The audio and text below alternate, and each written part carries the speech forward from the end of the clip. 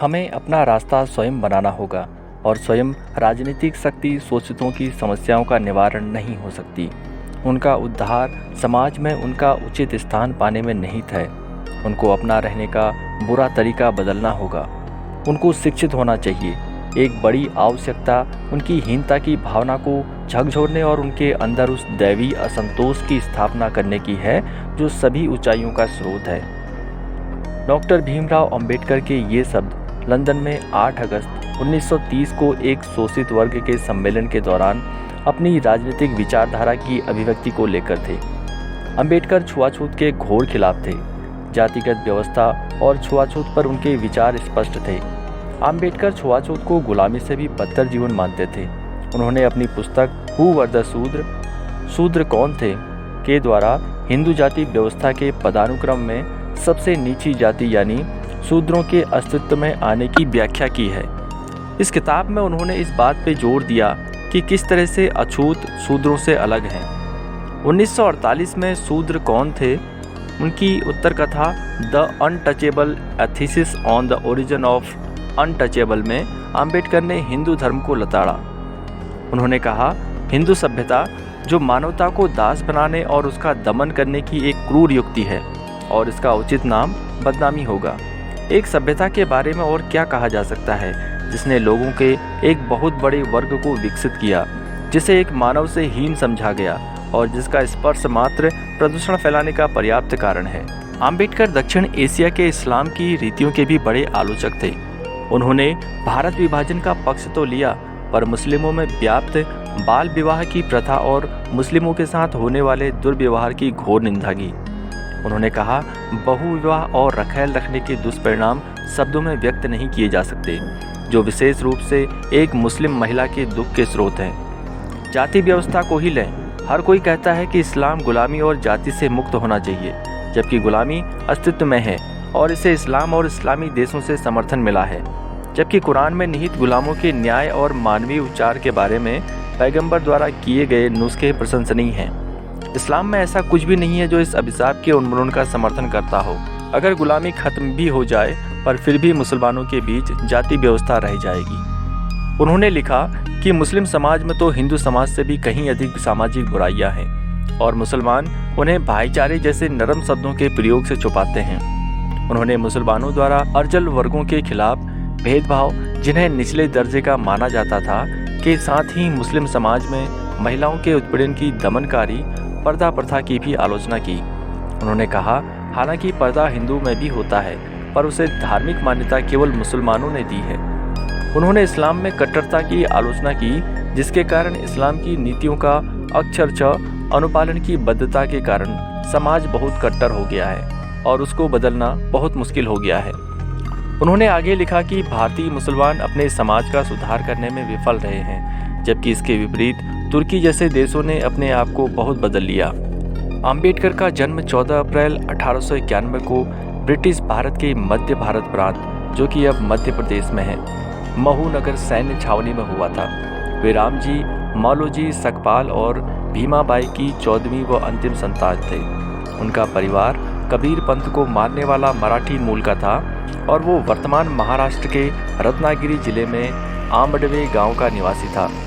वे हिंदू महार जाति से संबंध रखते थे, जो तब अछूत कही जाती थी और इस कारण उन्हें सामाजिक और आर्थिक रूप से गहरा भेदभाव सहन करना पड़ता था। भीमराव अंबेडकर के पूर्वज लंबे समय से ब्रिटिश ईस्ट इंडिया कंपनी की सेना में कार्यरत रहे थे और उनके पिता रामजी सकपाल भारतीय सेना की महू छावनी में सेवारत थे तथा यहाँ काम करते हुए वे सूबेदार के पद तक पहुँचे थे। उन्होंने मराठी और अंग्रेजी में औपचारिक शिक्षा प्राप्त की थी। अपनी जाति के कारण बालक भीमराव अंबेडकर को सामाजिक प्रतिरोध का सामना करना पड़ रहा था। विद्यालय पढ़ाई में सक्षम होने के बावजूद भीमराव को छुआछूत के कारण अनेक प्रकार की कठिनाइयों का सामना करना पड़ता था। 7 नवंबर 1900 को रामजी सकपाल ने सातारा की गवर्नमेंट हाई स्कूल में अपने बेटे भीमराव का नाम भीवा रामजी अंबेडकर दर्ज कराया। उनके बचपन का नाम भीवा था। अंबेडकर का मूल उपनाम सकपाल की बजाय आंबडवेकर लिखवाया गया, जो कि उनके आंबडवे गांव से संबंधित था। क्योंकि कोंकण प्रांत के लोग अपना उपनाम गांव के नाम से रखते थे, अतः आम्बेडकर के आम्बडवे गांव से आम्बडवेकर उपनाम स्कूल में दर्ज कराया गया। बाद में एक ब्राह्मण शिक्षक ने उनके नाम से आम्बडवेकर हटाकर अपना सरल आम्बेडकर नाम जोड़ दिया। तब से आज तक वे आम्बेडकर नाम से जाने जाते हैं। अप्रैल 1906 में जब भीमराव लगभग 15 वर्ष आयु के थे तो 9 साल की लड़की रमाबाई से उनकी शादी कराई गई थी। तब वे 5वीं अंग्रेजी कक्षा पढ़ रहे थे। उन दिनों भारत में बाल विवाह का प्रचलन खूब था। आम्बेडकर को उनके प्रारंभिक शिक्षा में उन्हें भीवा कहकर बुलाया जाता था। स्कूल में उस समय भीवा रामजी आम्बेडकर यह उनका नाम उपस्थित पंजिका में क्रमांक 1914 पर अंकित था। जब वे अंग्रेजी 4वीं कक्षा की परीक्षा उत्तीर्ण हुए तब क्योंकि यह अछूतों में असामान्य बात थी, इसलिए भीमराव की इस सफलता को अछूतों के बीच सार्वजनिक समारोह के रूप में मनाया गया और उनके परिवार के मित्र एवं लेखक दादा केलुस्कर द्वारा स्वलिखित बुद्ध की जीवनी उन्हें भेंट दी गई। इसे पढ़कर उन्होंने पहली बार गौतम बुद्ध व बौद्ध धर्म को जाना। 1907 में आम्बेडकर ने अपनी मैट्रिक परीक्षा उत्तीर्ण की और अगले वर्ष उन्होंने एल्फिंस्टन कॉलेज में प्रवेश किया, जो कि बॉम्बे विश्वविद्यालय से संबंध था। इस स्तर पर शिक्षा प्राप्त करने वाले अपने समुदाय से वे पहले व्यक्ति थे। 1912 तक उन्होंने बॉम्बे विश्वविद्यालय से अर्थशास्त्र और राजनीतिक विज्ञान में कला स्नातक प्राप्त की और बड़ौदा राज्य सरकार के साथ काम करने लगे। उनकी पत्नी ने भी अपने नए परिवार को स्थानांतरित कर दिया था और काम शुरू किया जब उन्हें अपने बीमार पिता को देखने के लिए मुंबई वापस लौटना पड़ा, जिनका 2 फरवरी 1913 को निधन हो गया। 1913 में आम्बेडकर 22 वर्ष की आयु में संयुक्त राज्य अमेरिका चले गए, जहां उन्हें सयाजी राव गायकवाड़ तृतीय द्वारा स्थापित एक योजना के अंतर्गत न्यूयॉर्क नगर स्थित कोलंबिया विश्वविद्यालय में स्नातकोत्तर शिक्षा के अवसर प्रदान करने के लिए 3 वर्ष के लिए $11.50 प्रति माह बड़ौदा राज्य की छात्रवृत्ति प्रदान की गई। वहां पहुंचने के तुरंत बाद वे लिविंगस्टन हॉल में पारसी मित्र नवल भातीना के साथ बस गए। जून 1915 में उन्होंने अपनी कला स्नातकोत्तर MA परीक्षा पास की। इस बीच आम्बेडकर ने कई सारे शोध कार्य किए और कई सारी PhD प्राप्त की। आम्बेडकर ने छुआछूत के खिलाफ भी काफ़ी संघर्ष किया। आम्बेडकर बड़ौदा के रियासत राज्य द्वारा शिक्षित थे, अतः उनकी सेवा करने के लिए बाध्य थे। उन्हें महाराजा गायकवाड़ का सैन्य सचिव नियुक्त किया गया, लेकिन जातिगत भेदभाव के कारण कुछ ही समय में उन्हें यह नौकरी छोड़नी पड़ी। उन्होंने इस घटना को अपनी आत्मकथा वेटिंग फॉर अ वीज़ा में वर्णित किया। इसके बाद उन्होंने अपने बढ़ते परिवार के लिए जीविका साधन खोजने के पुनः प्रयास किए, जिसके लिए उन्होंने लेखाकार के रूप में व एक निजी शिक्षक के रूप में भी काम किया और एक निवेश परामर्श व्यवसाय की स्थापना की। किंतु ये सभी प्रयास तब विफल हो गए जब उनके ग्राहकों ने जाना कि यह छूत है। 1918 में ये मुंबई में Sydenham college of commerce and economics में राजनीतिक अर्थशास्त्र के प्रोफेसर बने। हालांकि वे छात्रों के साथ सफल रहे, फिर भी अन्य प्रोफेसरों ने उनके साथ पानी पीने के बर्तन साझा करने का विरोध किया। भारत सरकार अधिनियम 1919 तैयार कर रही साउथ बरो समिति के समक्ष भारत के एक प्रमुख विद्वान के तौर पर आम्बेडकर को साक्ष्य देने के लिए आमंत्रित किया गया। इससे सुनवाई के दौरान आम्बेडकर ने दलितों और अन्य धार्मिक समुदायों के लिए पृथक निर्वाचिका और आरक्षण देने की वकालत की। 1920 में बम्बई से उन्होंने साप्ताहिक मूक नायक के प्रकाशन की शुरुआत की। यह प्रकाशन शीघ्र ही पाठकों में लोकप्रिय हो गया।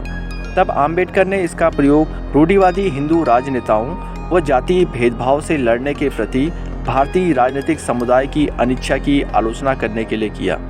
उनके दलित वर्ग के एक सम्मेलन के दौरान दिए गए भाषण ने कोल्हापुर राज्य के स्थानीय शासक साहू चतुर्थ को बहुत प्रभावित किया, जिनका आम्बेडकर के साथ भोजन करना रूढ़िवादी समाज में हलचल मचा गया। बॉम्बे उच्च न्यायालय में विधि का अभ्यास करते हुए उन्होंने अछूतों की शिक्षाओं को बढ़ावा देने और उन्हें ऊपर उठाने के प्रयास किए।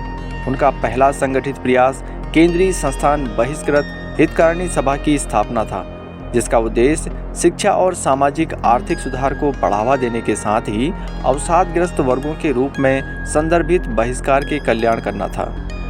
दलित अधिकारों की रक्षा के लिए उन्होंने मूक नायक, बहिष्कृत भारत, समता प्रबुद्ध भारत और जनता जैसी 5 पत्रिकाएं निकाली। सन 1929 तक डॉक्टर अंबेडकर ने छुआछूत के विरुद्ध एक व्यापक एवं सक्रिय आंदोलन आरंभ करने का निर्णय किया।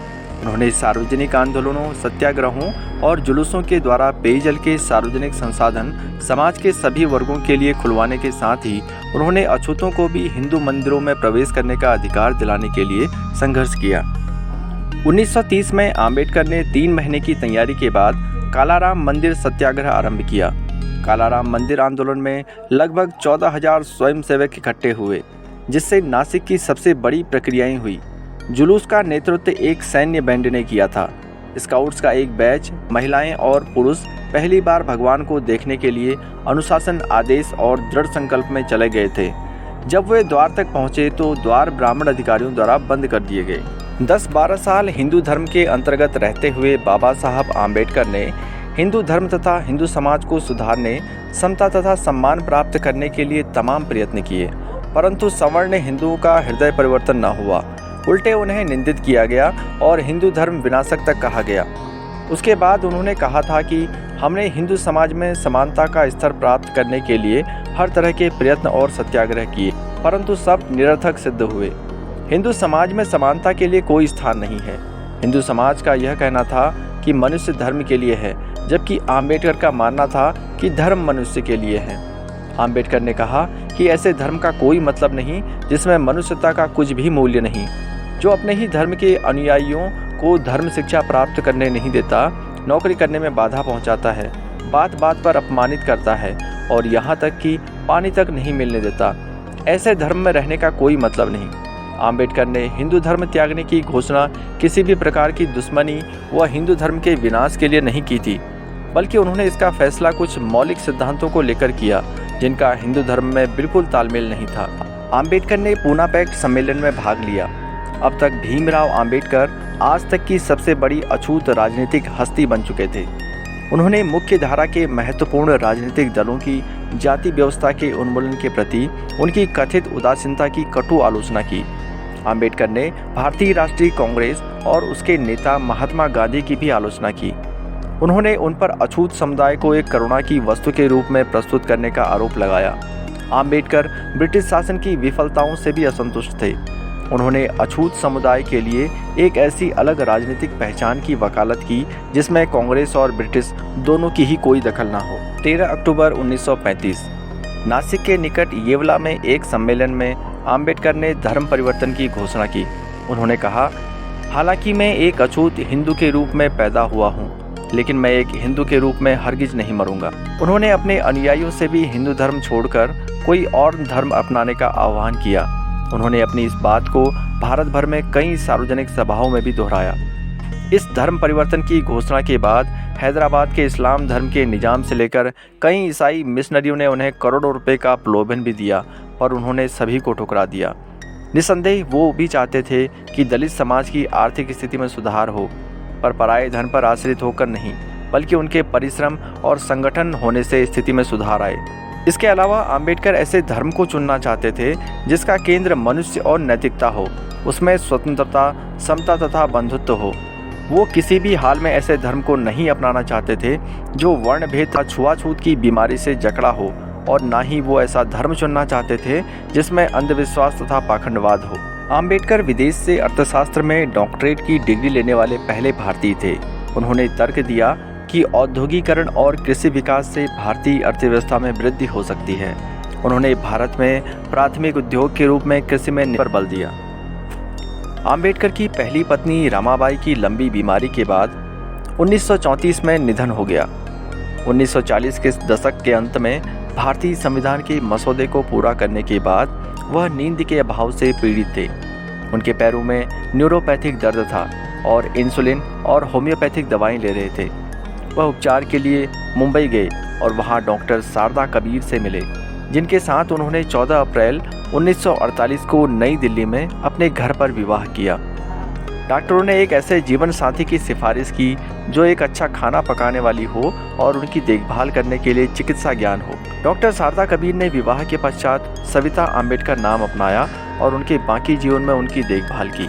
गांधी व कांग्रेस की कटु आलोचना के बावजूद आम्बेडकर की प्रतिष्ठा एक अद्वितीय विद्वान और अधिवेदता की थी, जिसके कारण जब 15 अगस्त 1947 को भारत को स्वतंत्रता मिलने के बाद कांग्रेस के नेतृत्व वाली नई सरकार अस्तित्व में आई तो उसने आम्बेडकर को देश के पहले कानून एवं न्याय मंत्री के रूप में सेवा करने के लिए आमंत्रित किया, जिसे उन्होंने स्वीकार कर लिया। 29 अगस्त 1947 को आम्बेडकर को स्वतंत्र भारत के नए संविधान की रचना के लिए बनी संविधान की मसौदा समिति के अध्यक्ष पद पर नियुक्त किया गया। संविधान निर्माण के कार्य में आम्बेडकर का शुरुआती बौद्ध संहिताओं और अन्य बौद्ध ग्रंथों का अध्ययन भी काम आया। आम्बेडकर एक बुद्धिमान संविधान विशेषज्ञ थे। उन्होंने लगभग 60 देशों के संविधानों का अध्ययन किया था। आम्बेडकर को भारत के संविधान का पिता के रूप में मान्यता प्राप्त है। संविधान सभा में मसौदा समिति के सदस्य टी कृष्णाचारी ने कहा, अध्यक्ष महोदय, मैं सदन में उन लोगों में से एक हूं जिन्होंने डॉक्टर अंबेडकर की बात को बहुत ध्यान से सुना है। मैं इस संविधान की ड्राफ्टिंग के काम में जुड़े काम और उत्साह के बारे में जानता हूं। उसी समय मुझे यह महसूस होता है कि इस समय हमारे लिए जितना महत्वपूर्ण संविधान तैयार करने के उद्देश्य से ध्यान देना आवश्यक था, वह ड्राफ्टिंग कमेटी द्वारा नहीं दिया गया। सदन को शायद 7 सदस्यों की जानकारी है।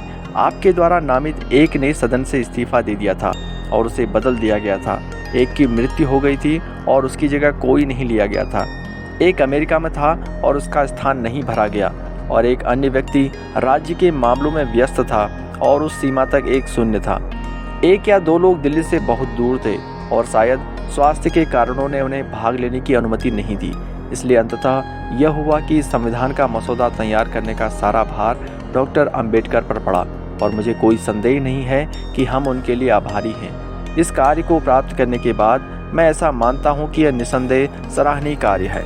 1948 से आम्बेडकर मधुमेह से पीड़ित थे। जून से अक्टूबर 1954 तक वो बहुत बीमार रहे। इस दौरान वो कमज़ोर होती दृष्टि से ग्रस्त थे। राजनीतिक मुद्दों से परेशान आम्बेडकर का स्वास्थ्य बद से बदतर होता चला गया था और 1955 के दौरान किए गए लगातार काम ने उन्हें तोड़कर रख दिया था। अपनी अंतिम पांडुलिपि भगवान बुद्ध और उनका धम्म को पूरा करने के 3 दिन के बाद 6 दिसंबर 1956 को आम्बेडकर का महापरिनिर्वाण नींद में दिल्ली में उनके घर में हो गया। तब उनकी आयु 64 वर्ष एवं 7 महीने की थी। दिल्ली से विशेष विमान द्वारा उनका पार्थिव मुंबई में उनके घर राजगृह में लाया गया था। 7 दिसंबर को मुंबई में दादर चौपाटी समुद्र तट पर बौद्ध शैली में अंतिम संस्कार किया गया, जिसमें उनके लाखों समर्थकों, कार्यकर्ताओं और प्रशंसकों ने भाग लिया। उनके अंतिम संस्कार के समय उनके पार्थिव को साक्षी रखकर उनके 10 लाख से अधिक अनुयायियों ने भदंत आनंद कौशल्यायन द्वारा बौद्ध धर्म की दीक्षा ली, क्योंकि आम्बेडकर ने 16 दिसंबर 1956 को मुंबई में एक बौद्ध धर्मांतरण कार्यक्रम आयोजित किया था। आम्बेडकर जयंती पर सार्वजनिक अवकाश रखा जाता है। 1990 में उन्हें मरणोपरांत भारत के सर्वोच्च नागरिक सम्मान भारत रत्न से सम्मानित किया गया है। आम्बेडकर का उनके अनुयायियों को अंतिम संदेश था, शिक्षित बनो, संगठित बनो, संघर्ष करो।